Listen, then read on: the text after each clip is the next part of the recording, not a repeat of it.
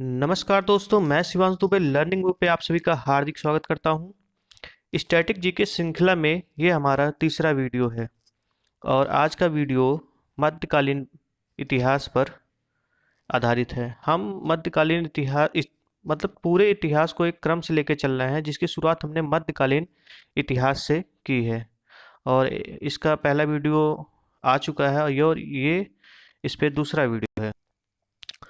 अगर आप इस वीडियो पे पहली बार हैं, इस चैनल पे पहली बार आए हैं, तो प्लीज़ इस चैनल को सब्सक्राइब कर लीजिए और ज़्यादा से ज़्यादा शेयर करें, जिससे हमारा मनोबल बढ़े और हम आपके लिए और अच्छी अच्छी वीडियोस लेकर आ सकें।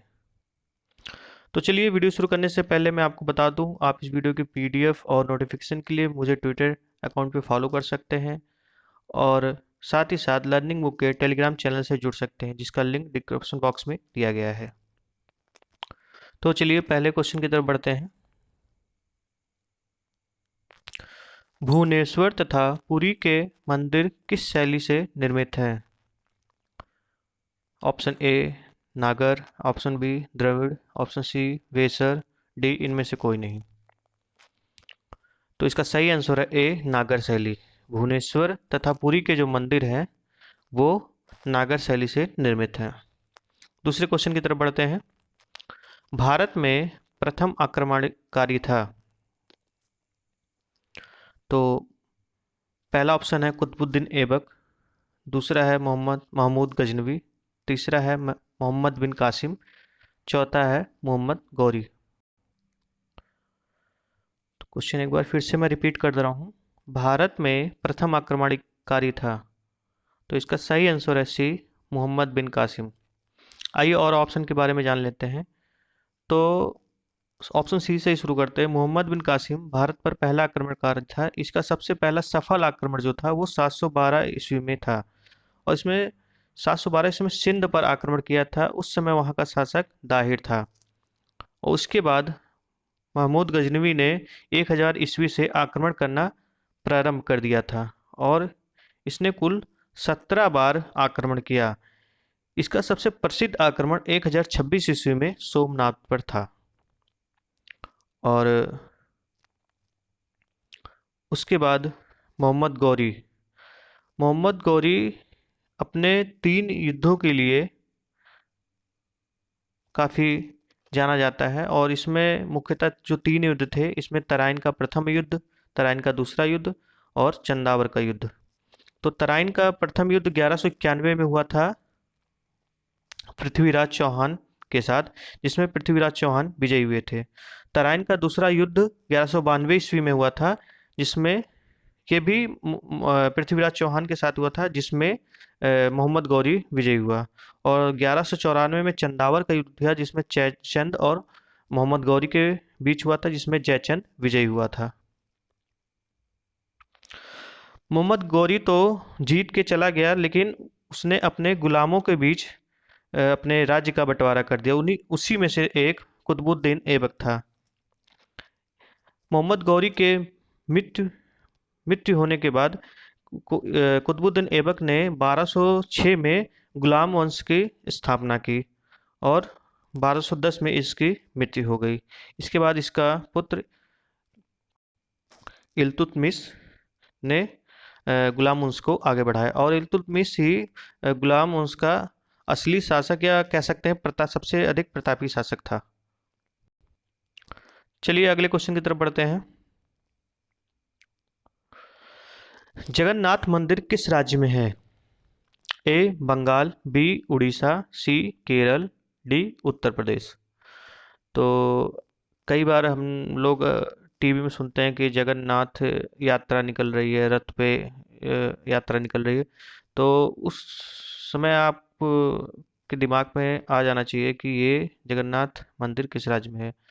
तो इसका सही आंसर है बी उड़ीसा। जगन्नाथ मंदिर उड़ीसा राज्य में है। अगले क्वेश्चन की तरफ बढ़ते हैं। पुरी में स्थित कोणार्क के विशाल सूर्य मंदिर के निर्माता थे? तो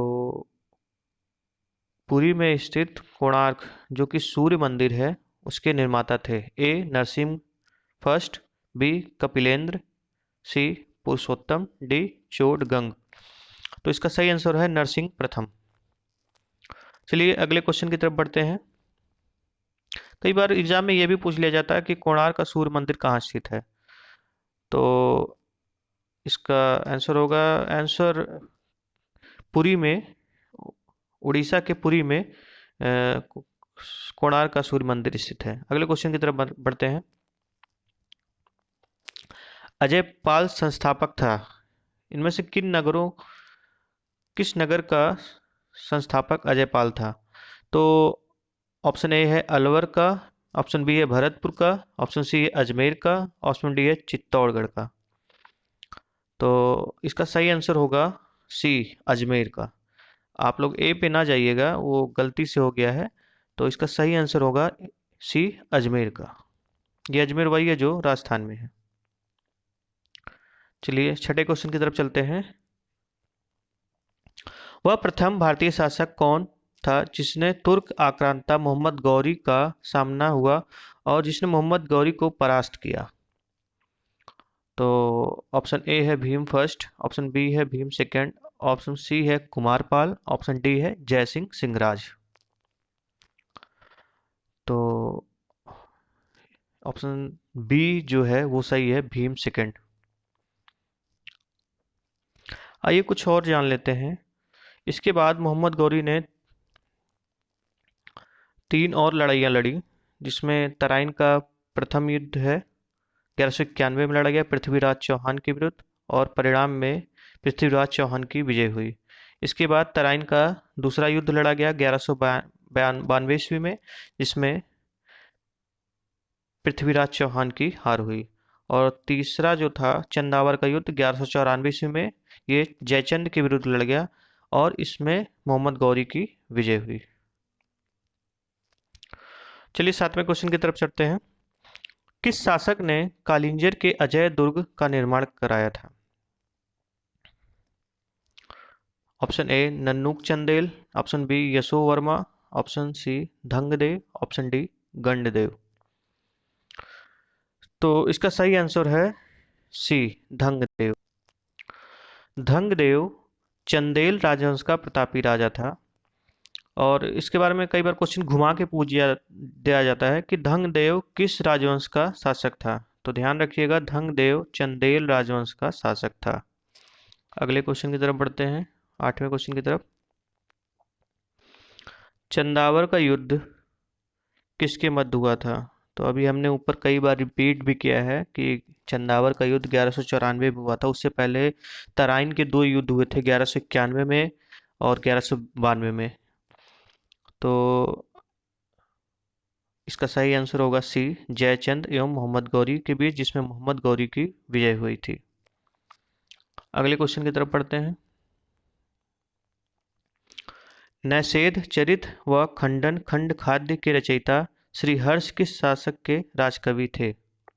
option A Prithviraj third, B Kumarpal, C Chandradev, D Jaichandra. तो इसका सही आंसर होगा डी जयचंद्र। चलिए 10वें क्वेश्चन की तरफ बढ़ते हैं। निम्नलिखित शहरों में से किसमें लिंगराज मंदिर अवस्थित है। तो ऑप्शन ए है भुवनेश्वर, ऑप्शन बी है बीजापुर, ऑप्शन सी है कोलकाता, ऑप्शन डी है श्रवण बेलगोला। तो इसका सही आंसर है ए भुवनेश्वर। आइए इसके विषय में कुछ और जानकारी लेते हैं। लिंगराज मंदिर भुवनेश्वर का सबसे बड़ा मंदिर है और यह नागर शैली में बना हुआ है। इसका निर्माण ललाट इंदु केसरी ने कराया था, ललाट इंदु केसरी ने कराया था। और इसका जो निर्माण काल है वो 615 ईस्वी से 657 ईस्वी तक हुआ। मतलब इसका जो मंदिर का निर्माण हुआ 615 से 657 ईस्वी तक चला। और ध्यान रखिए, कई बार क्वेश्चन पूछ लेता है कि इसका लिंगराज मंदिर का निर्माण किसने कराया था। तो ललाट इंदु केसरी ने इसका निर्माण कराया था। अगले क्वेश्चन की तरफ बढ़ते हैं, 11वें क्वेश्चन की तरफ। किस पर स्वामित्व के लिए पाल प्रतिहार व राष्ट्रकूट के बीच त्रिपक्षीय संघर्ष हुआ। ये क्वेश्चन काफी बार एग्जाम में रिपीट होता है, कई बार आपके सामने आएगा और कई बार अलग अलग तरीके से पूछा जाता है। तो ये इसका सही आंसर है, ये आपके उत्तर प्रदेश में ही पड़ता है ये जगह। और इसका सही आंसर है बी, कन्नौज। तो पाल, प्रतिहार और राष्ट्रकूट, ये आप दिमाग में बैठा लीजिए, इन तीनों के बीच त्रिपक्षीय संघर्ष हुआ था कन्नौज के लिए। 12वें क्वेश्चन की तरफ चलते हैं। त्रिपक्षीय संघर्ष का आरंभ किस सदी में हुआ था? तो ये त्रिपक्षीय संघर्ष वही त्रिपक्षीय संघर्ष है जो कन्नौज के लिए हुआ था, जिसमें पाल, प्रतिहार और राष्ट्रकूट शामिल थे। तो ये 8वीं सदी में हुआ था। ऑप्शन ए, 8वीं सदी ईस्वी में। 13वें क्वेश्चन की तरफ बढ़ते हैं। त्रिपक्षीय संघर्ष का आरंभ और अंत किस राजवंश ने किया? तो कई बार क्वेश्चन ये भी पूछ लेता है त्रिपक्षीय संघर्ष का आरंभ किसने किया और अंत किसने किया। तो ये दोनों क्वेश्चन एक ही क्वेश्चन में आ गए हैं। 13वें क्वेश्चन में त्रिपक्षीय संघर्ष का आरंभ और अंत किस राजवंश ने किया? ऑप्शन ए है पाल, ऑप्शन बी है प्रतिहार, ऑप्शन सी है राष्ट्रकूट, ऑप्शन डी है इनमें से कोई नहीं। तो ऑप्शन बी इसका सही हो जाएगा, प्रतिहार वंश। चलिए नेक्स्ट क्वेश्चन पे चलते हैं। 14वें क्वेश्चन पे, राष्ट्रकूट वंश का संस्थापक था। तो राष्ट्रकूट वंश का संस्थापक कौन था? ऑप्शन में बोल देता हूँ। Option A Dantidurga, option B Govind third, option C किस्ट first, option D Indra third. तो आपके दिमाग में क्लिक कर गया होगा ऑप्शन ए दंतीदुर्ग। चलिए नेक्स्ट क्वेश्चन की तरफ चलते हैं। राष्ट्रकूट वंश की राजधानी थी। तो ऑप्शन ए है Malkhand, Manyakhet, option B Kannauj, option C Delhi, option D Pataliputra. तो इसका सही आंसर है ऑप्शन ए मालखंड। तो राष्ट्रकूट वंश की जो राष्ट्रकूट वंश था, इसका संस्थापक दंतीदुर्ग था, जैसा कि हमने ऊपर अभी पढ़ा है। और इन्होंने 736 से 973 ईस्वी तक राज्य किया, राष्ट्रकूट वंश ने। चलिए अगले क्वेश्चन की तरफ चलते हैं, 16वें क्वेश्चन की तरफ। किस किस प्रतिहार शासक ने आदिवराह की उपाधि धारण की? ये क्वेश्चन कई बार अभी पीछे 2016 में ये क्वेश्चन पूछा गया था।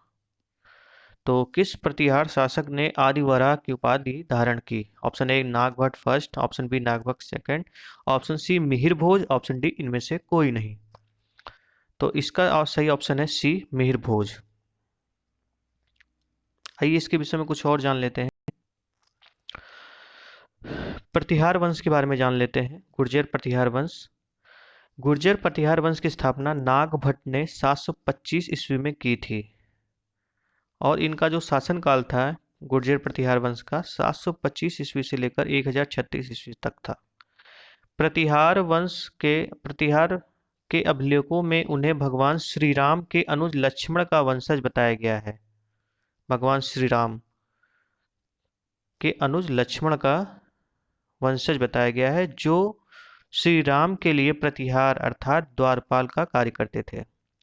ये क्वेश्चन भी कई बार पूछ लिया जाता है, द्वारपाल शब्द किससे रिलेटेड है। ठीक है, चलिए अगले क्वेश्चन की तरफ बढ़ते हैं। कर्पूर मंजरी नाटक के रचयिता राजशेखर को किस प्रतिहार शासक ने संरक्षण दिया?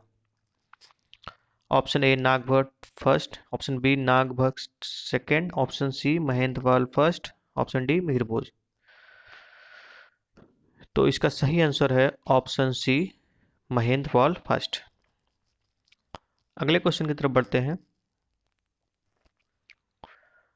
750 ईस्वी में बंगाल के पाल वंश की स्थापना करने वाले गोपाल ऐसे शासक थे जिन्हें ऑप्शन ए है बगैर संघर्ष के राजा घोषित किया गया, ऑप्शन बी संपन्न वर्ग के लोगों ने चुना, ऑप्शन सी सामंती सरदारों ने चुना, या ऑप्शन डी इनमें से सभी। तो इसका सही आंसर होगा ऑप्शन सी, सामंती सरदारों ने चुना। अगले क्वेश्चन की तरफ चलते हैं। किस पाल शासक को गुजराती कवि सोढ़ू ढल ने उत्तरापथ स्वामिन कहा? किस पाल शासक ने गुजराती कवि सोडुढल ने उत्तरापथ स्वामीन कहा? Option A Dharmapal, option B Gopal, option C Devpal, option D इनमें से कोई नहीं। तो इसका सही आंसर है ऑप्शन ए धर्मपाल, जो कि पाल वंश से संबंधित थे और पाल वंश की स्थापना गोपाल ने की थी। ये क्वेश्चन कई बार रिपीट किए जाते हैं। चलिए अगले क्वेश्चन की तरफ बढ़ते हैं, क्वेश्चन 20 की तरफ।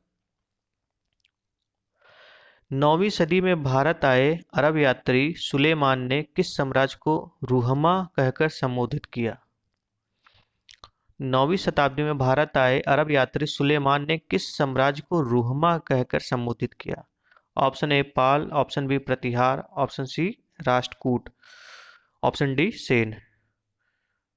तो इसका सही आंसर होगा दोस्तों ऑप्शन ए पाल, जिसकी स्थापना की थी गोपाल ने, और इसके सबसे प्रतापी राजा थे धर्मपाल। अगले क्वेश्चन की तरफ चलते हैं। पाल वंश के पतन के बाद बंगाल का राजनीतिक नेतृत्व प्रदान किया, यानी पाल वंश का जब पतन हो गया उसके बाद सत्ता किसके हाथों में आई? ऑप्शन ए सेन वंश के, ऑप्शन बी सर के सुल्तानों के, ऑप्शन सी खलजी ने, ऑप्शन डी इनमें से कोई नहीं। तो इसका सही आंसर होगा ऑप्शन ए सेन वंश। अगले क्वेश्चन की तरफ चलते हैं, क्वेश्चन 22। सेन वंश का संस्थापक कौन था? तो ऑप्शन ए है सामंत सेन, ऑप्शन बी है विजय सेन, ऑप्शन सी है बल्लाल सेन, ऑप्शन डी है इनमें से कोई नहीं। तो इसका सही आंसर होगा ए सामंत सेन। सेन वंश का संस्थापक सामंत सेन था। अगले क्वेश्चन की तरफ चलते हैं, 23वें क्वेश्चन की तरफ। कश्मीर पर लगभग 50 वर्षों तक शासन करने वाली रानी विदिदा मूल रूप से किस वंश की राजकुमारी थी? तो ऑप्शन ए है करकोट वंश, ऑप्शन बी है उत्पल वंश, ऑप्शन डी सी है लोहार वंश, ऑप्शन डी है इनमें से कोई नहीं। तो सही आंसर होगा ऑप्शन सी लोहार वंश। आइए इसके विषय में कुछ और जान लेते हैं। दिद्दा कश्मीर की पहली महिला शासिका थी। वह लोहार वंश की राजकुमारी तथा उत्पल वंश की रानी थी। उसके शासन का वृत्तांत हमें कल्हड़ के रजत रंजनी से मिलता है, और इनका जो शासन काल था वो 958 ईस्वी से 1003 ईस्वी तक था। ध्यान रखिएगा, दिद्दा कश्मीर की पहली महिला शासिका थी। ये भी क्वेश्चन कई बार पूछा जा चुका है। तो 24वें क्वेश्चन पर चलते हैं। कायस्थों का एक जाति के रूप में प्रथम उल्लेख कहाँ मिलता है? Option A Yajnavalkya Smriti, option B Parashara Smriti, option C Aushanas Smriti, option D Skanda Purana. तो इसका सही आंसर है ऑप्शन सी ओशनम स्मृति। 25वें क्वेश्चन की तरफ चलते हैं।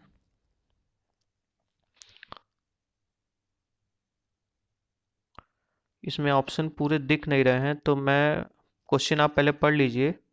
सूची 1 को सूची 2 से मिलाना है। इसमें सूची 1 में मंदिर निर्माण शैली दिए गए हैं, और आपको बी में जो दिए गए हैं उनसे टैली करना है। तो मैं आपको ऐसा कर देता हूँ कि पूरा क्वेश्चन आपको दिखे।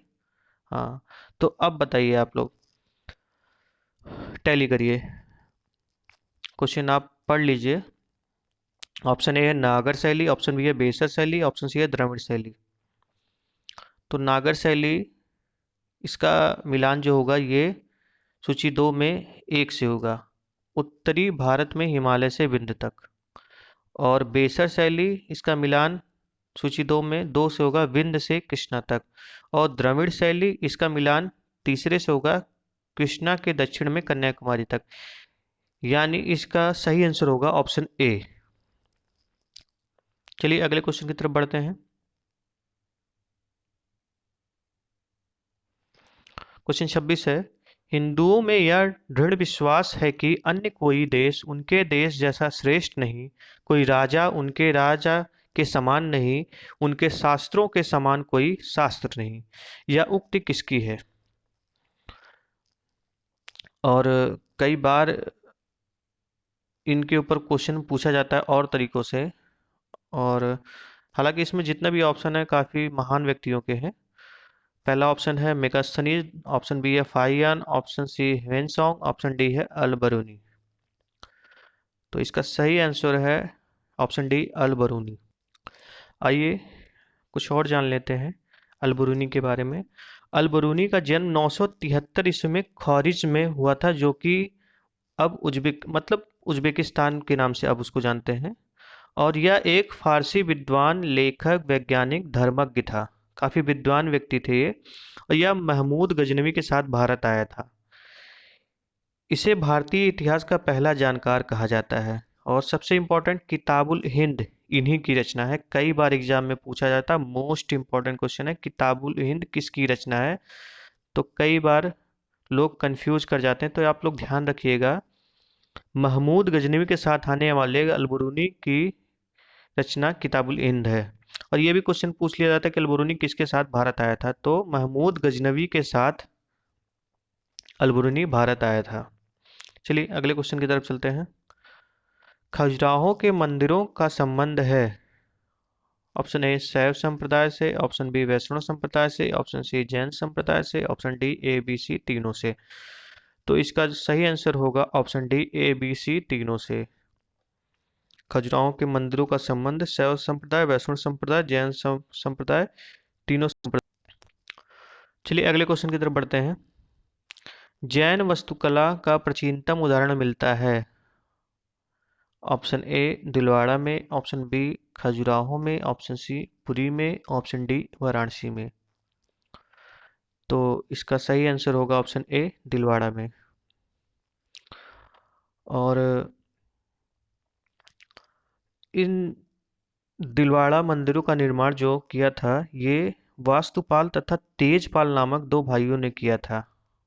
ध्यान रखिएगा, ये क्वेश्चन कई बार पूछा जाता है कि दिलवाड़ा मंदिरों का निर्माण किसने किया था। तो दो भाई थे, उनका नाम था वस्तुपाल तथा तेजपाल।